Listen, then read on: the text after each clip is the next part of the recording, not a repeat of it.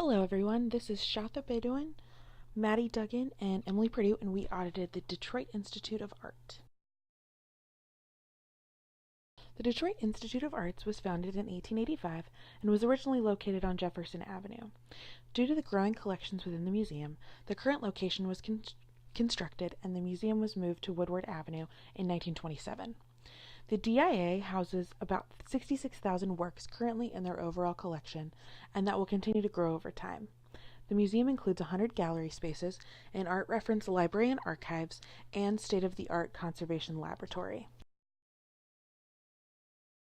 The Detroit Institute of Arts must carefully guard the intellectual property of the institution and the creators of the art that is in their vast collections. The Rights and Reproductions page of the DIA's website clearly states their policies on their intellectual property. According to their rights and reproduction policies on the webpage, many images of DIA works in the public domain are available for free download from this website. To request larger image files for professional use, please complete the order form. The form is located just below the stated policies on the webpage. It is clear that the DIA is responsible with their intellectual property policies and have laid out these policies and information clearly on their website and have interlinked this webpage throughout their online collections. In addition to the basic information given on their Rights and Reproductions page, measures are in place to protect copyright and ensure that works in the public domain are not divorced of their source. Unlike most institutions, the DIA does not use a watermark on any of their online images. Images under copyright are not available to download, but can be printed with the source information stated alongside the image.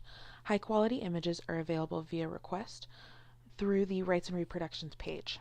To ensure that there are no issues with locating the request page, the DIA has attached a button that will redirect to the Rights and Reproductions page of the site with every image that is available online. The form that users are able to fill out also distinguishes different uses for the image, as copyright law distinguishes between academic and commercial use.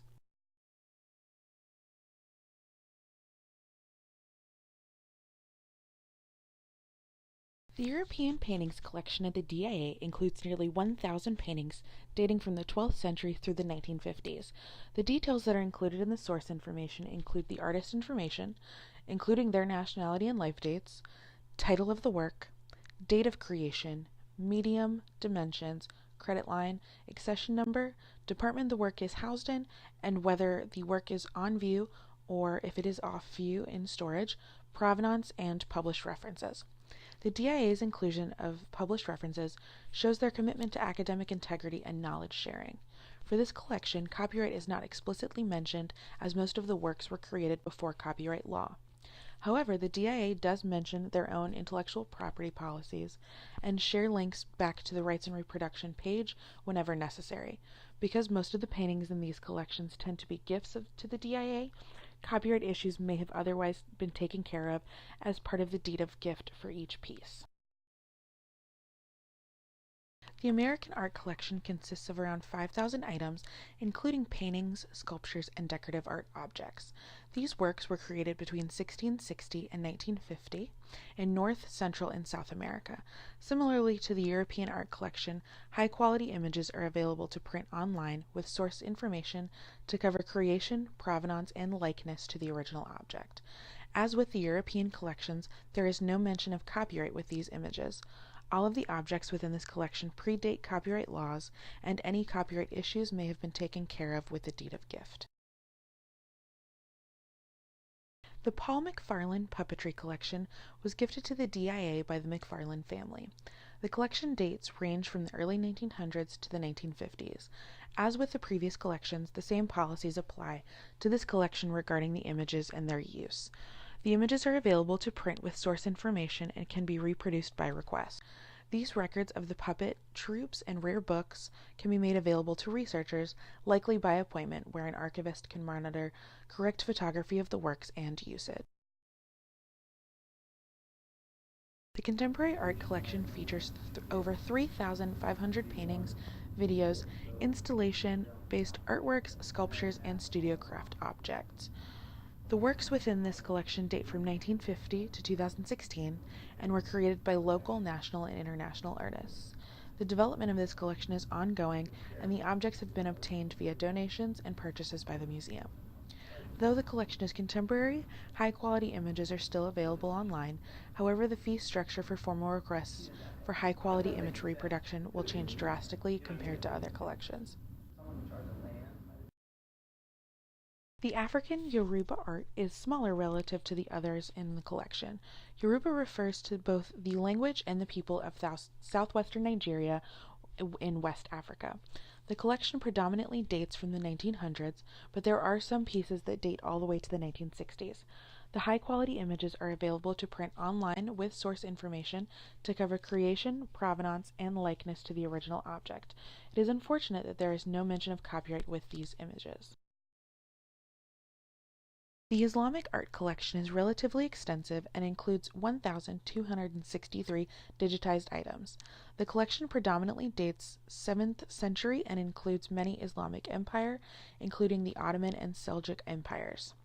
The high-quality images are available to print online with source information to cover creation, provenance, and likeness to the original object. It is unfortunate that there is no mention of copyright with these images. The Egyptian art collection dates back to 30 BCE and includes mummies, relief, and papyrus.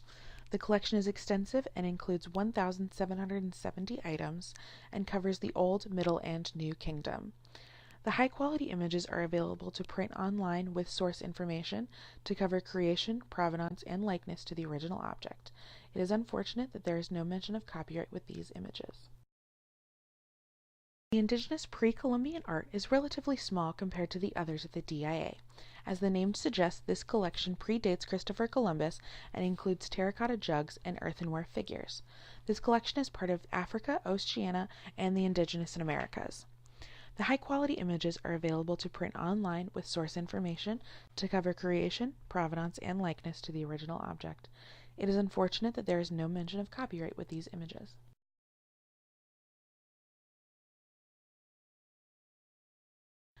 The Robert H. Tannehill Papers are a collection of personal correspondence, financial and legal records, memorabilia, and business correspondence regarding art transactions.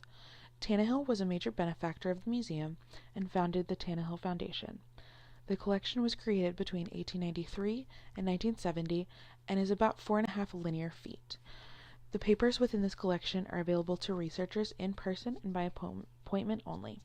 While no images are available online, the finding aid is available for researchers to browse through to understand what the collection consists of before requesting materials. Because this collection mostly consists of unpublished works, they remain under copyright law until 70 years after Tannehill's death, which will be 2039. Because of this, it is likely that a researcher can refer to the archivist as to what reproductions can be made and for what use.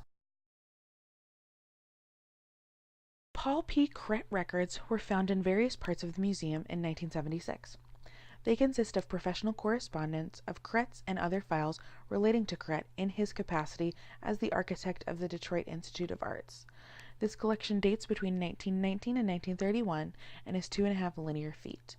As with the previously mentioned archive collection, the finding aid is available online and materials are available in person to researchers by appointment. Copyright law is somewhat questionable for this collection. As copyright law states, previously unpublished works are protected for 70 years after the death of the author. It is possible that the bulk of this collection is now available in the public domain due to Kret passing away in 1945. However, interpretations of intellectual property law may be complicated by the lifespan of other correspondence and the inclusion of the architect who worked on the project within this collection. Because the collection was found rather than gifted, the DIA's ownership of the collection may be unclear as well.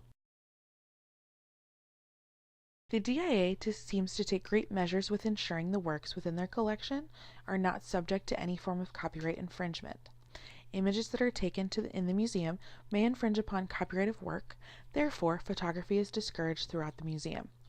Signs and security are posted throughout the museum to ensure solid measures are in place. The online collections are also protected by linking the rights and reproductions page on every image so as to allow users to request reproductions so they are not tempted to reproduce an image themselves. The Rights and Reproductions page allows for users to formally request high-quality images for various uses and allows the DIA to grant reproduction rights per copyright law on a case-by-case basis. The one area for potential improvement is to ensure that anyone dealing with these requests is well versed in copyright law. Staff should be trained in copyright, including what has fallen into the public domain as time passes. This is also important for the archivists in the library, as the responsibility of ensuring no copyright infringement takes place falls on them.